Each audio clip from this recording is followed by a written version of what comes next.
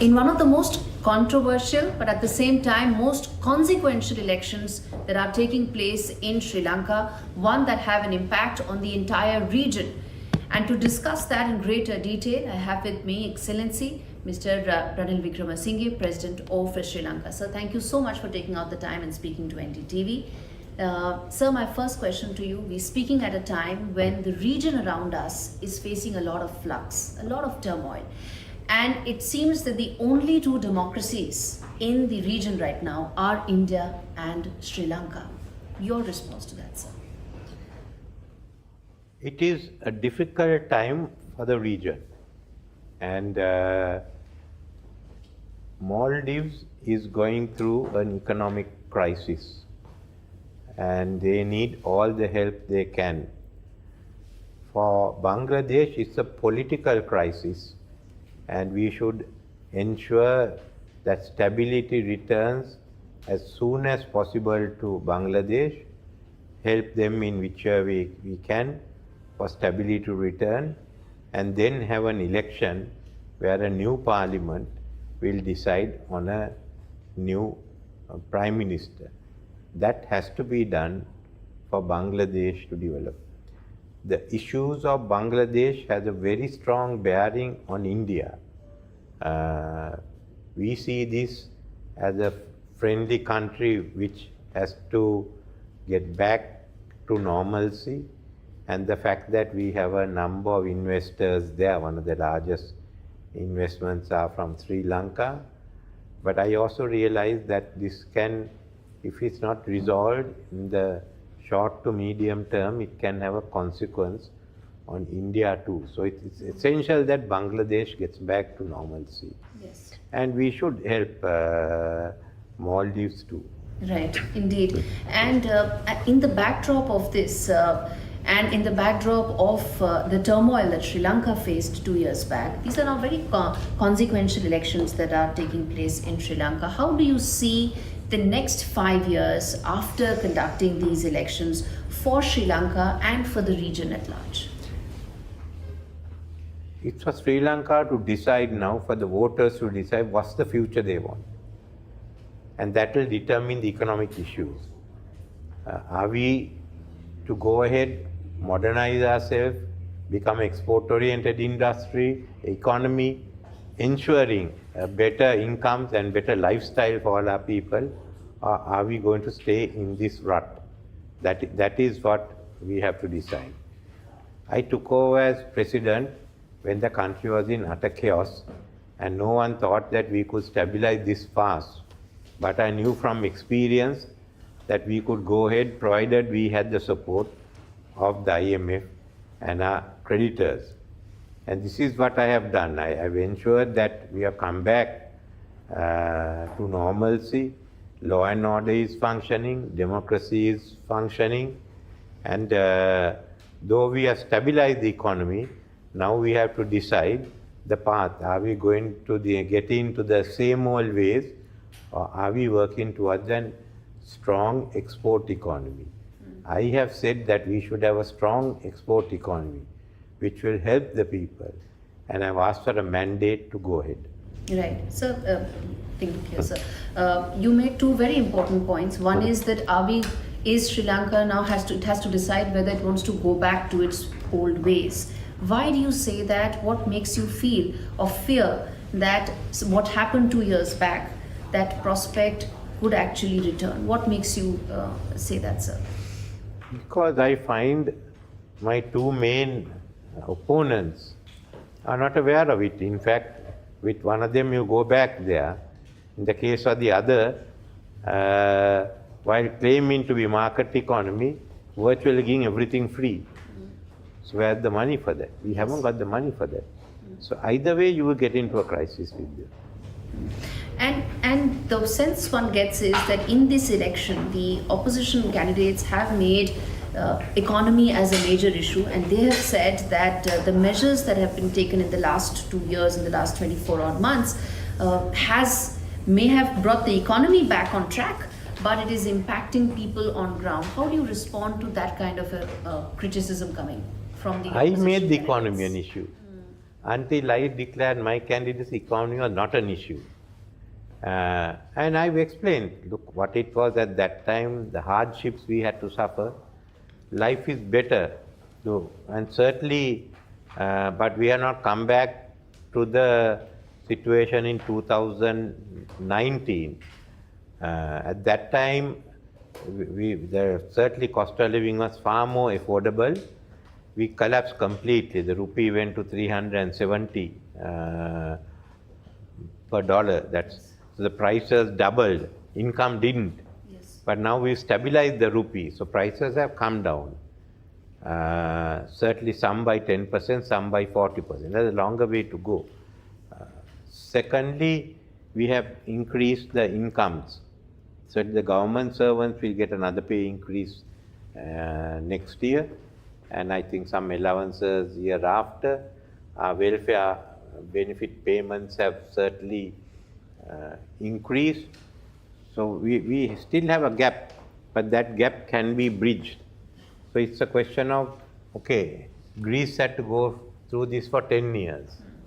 Yes. We are now trying to do this in 2 to 3 years. By next year, we'll be far better off.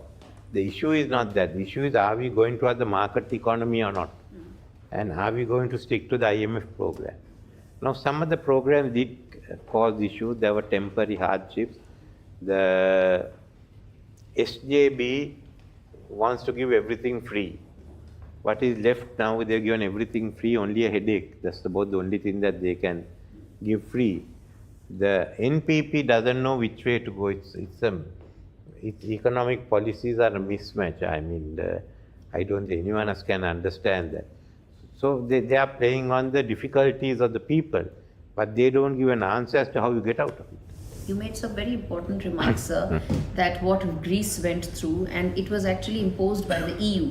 Here, Sri Lanka itself has sort of put that in place to ensure that the next generation doesn't face the kind of hardships that the previous one or the present one had to face 2 years back. You came at a time when the economy and the country was in turmoil. You finished a term, and now you are looking to start a term fresh. So for you, the next 5 years, what would be your top 2-3 priorities for a 5-year term? Mine would be to make our economy export-oriented. That will bring prosperity to the people. How? Well, with export income, your income will just... No, how will you make it export-oriented? Well, I've already brought in the Economic Transformation Law Act in Parliament. We put down criteria, benchmarks by law for the country to achieve. If we achieve those, it will become export-oriented economy. We have to drive it towards that. So when you restructure it, look at the areas in which you can take off. One is modernize agriculture, because there are going to be a bigger need for food. Yes. And that's one area. Renewable energy. There's a big demand for renewable energy in India, and if then the Singapore-India pipeline comes, we can, cables come, we can get on to that. Double our tourist numbers, but increase our earnings per head from 150 US to 400 US. Okay. Yeah. Have a better trained, better educated workforce, so that you could certainly become parts of supply chains and bring manufacturing industry into Sri Lanka. So these are but some of the issues. All this would require additional funding, sir. All of this, yes. Yes, but most of it would be private funding. Okay. Investments. And how do you see India's role in Sri Lanka from here on? You've been a friend to India. Sri Lanka also has a very delicate balancing act, so to say, to play in the region. First of all, what is your vision of the India-Sri Lanka relationship from here on? There has to be close economic and relationship. Social and cultural, I won't say, that's been happening for thousands of years. Yes. And we are all there. So, but we have to have a stronger economic relationship. And that's already mentioned in the vision statement that Prime Minister Modi and I issued. Yes, indeed. So would that be in terms of more line of credit from India? Would it be in terms of probably picking up specific development projects? Would it be in terms of some long-term infrastructure projects that you would want India to step in on? Because all these are areas where economic engagements can be deepened. We want first to encourage more investments from India, more tourists from India. Okay. Infrastructure projects, yes, we are working together with India on the issue of development of the Trincomalee Harbour. Yeah. So there will be one that fits into it.